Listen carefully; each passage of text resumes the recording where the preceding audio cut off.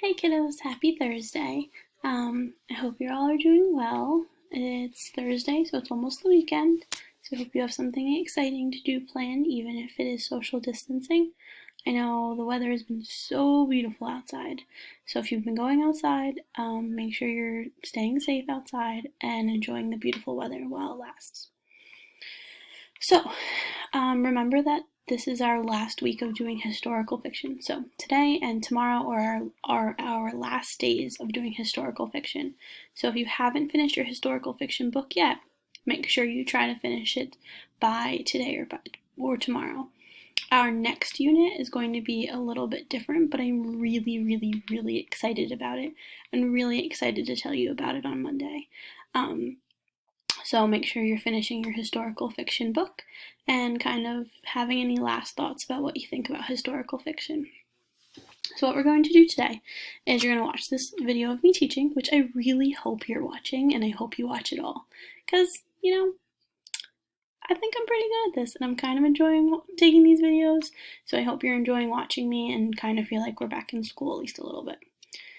So you're going to watch this video of me teaching, you're going to read some of your historical fiction book. Like I said, if it's not finished, you should probably try to finish it very soon. And then your independent practice I'll show you towards the end. You're going to jot 3 to 4 ideas from a chart called How to Build an Interpretation. So all that means is how to build an understanding of the book you're reading, and it gives you different skills and different strategies and different thoughts to think about the books you're reading. So this is my favorite picture from an anchor chart where it asks you to do the work the book is requesting. So now that you're in 4th grade, you're reading harder books. You're reading books that take more thought and more thinking, and you can't just flip through all the pages and finish them in an hour and have done a good job of reading. So you should be doing the work the book's requesting. You should be stopping and thinking. You should be asking questions. You should be predicting and imagining and thinking about what the character's feeling and, how you would be feeling that in their shoes as well. So that's something that as you get older, you'll continue doing, especially this idea of a journey of thought. So a journey of thought is when you are doing all of that work and you are doing the work that the book is asking and you stop and you have an idea, which leads to another idea, which leads to another idea, to another idea. So you've all done that in your own lives. So if you see something, so if you're in my class, think of when we talk about how we're going down a spiral and how we talk about, or really, I'm sure all of you do it. So one time I'll mention like a swing and you'll be like, oh, I've been on a swing. Oh, I love swings. Oh, I went on a swing last week. Oh, you know where they have the best swings? Oh, my brother loves swings too. My brother isn't good at swings though. I always have to push my brother on the swings. I wonder if we can go to the park and go on the swing this weekend. And like the one thought of a swing kind of just goes and goes and goes and goes and goes and goes, and it goes on its own journey. So that's what a journey of thought is. So we do that all the time, just about everything. But it's something you can also do in your book. So when you're open to new ideas and you're stopping and you're thinking and you're predicting and you're coming up with thoughts and questions, they can lead to more questions and more thoughts so that you can have a better understanding of your book, and it makes your understanding that much more intense and that much more powerful. So as you get older, especially in 4th and 5th grade, that's a lot of what you should be doing while you're reading any book. So not just historical fiction, but any book you're reading, even if it's a book for fun. So our goal today is to understand a book through those thoughts, through those journeys, and through a change in our thinking. So when you kind of think it to yourself, or maybe tell somebody at home, or read something to someone, or share what you've written about your book, and that conversation and that sharing can also lead to more thoughts. So here's the how to build an interpretation chart I mentioned on the first slide. So these are some ways, some skills or strategies to use and think about when you're reading. So to do this, you can either read intensely, which means, not just like sleepily read like page. I can pull out a book as an example. So like, not like this, not like I'm going to read like, okay, done. So that's not reading intensely, it's kind of reading sleepily, where I'm just flipping through the pages. Reading intensely would look like me like reading the words and having a picture of what's happening in my mind. Or I can use patterns in characters' actions to form ideas.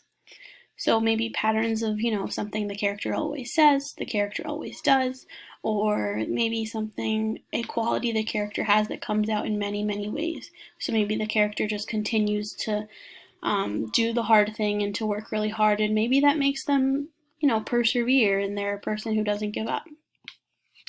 Along with character, you can think about why a character acts like that. So you're not only are you noticing the character's actions, but you're thinking, why would they do that? And you're also noticing their desires and how they're achieved. So what does your character want and how do they get it? Anything about a character that repeats, ask yourself why. So why does the character keep bringing up something that happened at school? Why does your character keep bringing up a certain object? Why does your character keep bringing up a certain person? Authors write these things for a reason, so why are they doing that? And characters are complicated, just like you are. So characters have contexts. So what is happening around the character that's making them complicated? What's happening in their relationships with other people? What's happening inside themselves and what's going on around them? Because they got a lot happening. So I know a lot of times we talk about like who our character is, and you're like, my character is nice. My character is kind. And just like we talk about how people aren't perfect, our characters aren't perfect. So maybe they are really, really, really kind and thoughtful, but maybe they can also be really mean to someone. So they definitely sometimes do have those complications. Or maybe they feel a certain way inside and they don't act that same way on the outside. That's a huge complication. I feel like a lot of times we're like that too. You can also read and think about different parts of the book. So not only the character, but the mood, the setting, the objects, the symbols, and think about different parts of the book, minor characters, everything else, and also the character. You can ask in the story, what is the story really about? So you can ask early in the story, in the beginning, or even if you ask it towards the end, what is the story really about? What is it really trying to tell me? Be alert to the places in the text that seem extra important. So we've done a little bit of this and thinking about that one important scene or that one important conversation between characters. Connect different parts of the story to think about the whole book. So that kind of goes along with what I just said and what we've been doing. How does this one important part, why is that important to the entire book? Why did the author put that in there? What does that one scene show? And to connect ideas you've had about the book. So all of this list of things and all of this list of things are all different ideas that you can have while reading. So then our last thing is what you can do is you can connect those ideas. You can connect about what you're thinking about what the character, what the character is repeating. And maybe that's affecting the mood of the book, which is another aspect, which maybe tells you what's really the story about, maybe tells you a theme about the story. So to connect other ideas helps you have a really powerful understanding of the book you're reading. So here's my example for The Babe and I. So what you're going to do is you're going to choose 3 to 4 points on the build and interpretation chart. So 3 to 4, ones of these or these. You can choose any 3 and any 4. So I chose the pattern in characters' actions, characters' desires and how they're achieved, why might the character act like this, and what is the story about. So I chose this one, use patterns in characters' actions, why might a character act like this, notice a character's desires and how they're achieved, and what is the story really about. So I'm thinking really intensely about my character and how that affects the story. So pattern in characters' actions. So I just jotted a little bit about what I thought about the characters' actions and the patterns I see. So a pattern in Dad's actions in The Babe and I is that every day he got dressed and pretended to go to work because he didn't want his family to know that he had lost his job. When I first read this, I used to think about why his dad would continue to act like he had a job when he really didn't.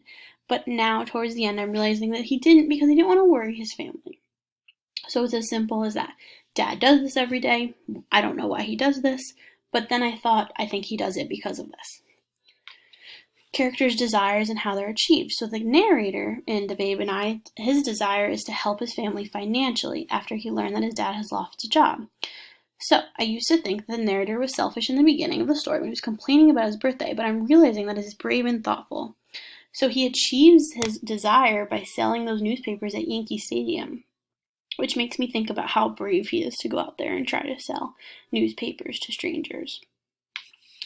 Why might the character act like this? So my ideas about the main character are complicated. So I'm thinking about a lot of different ways in how my character is complicated and different. In one way, I think he didn't want his family to struggle for money, so he wanted to help. But on the other hand, he didn't want to embarrass his father by letting him know that he was working while his dad didn't have a job. So he's got a lot of conflicting. He wants to help, but he doesn't want to get his dad in trouble.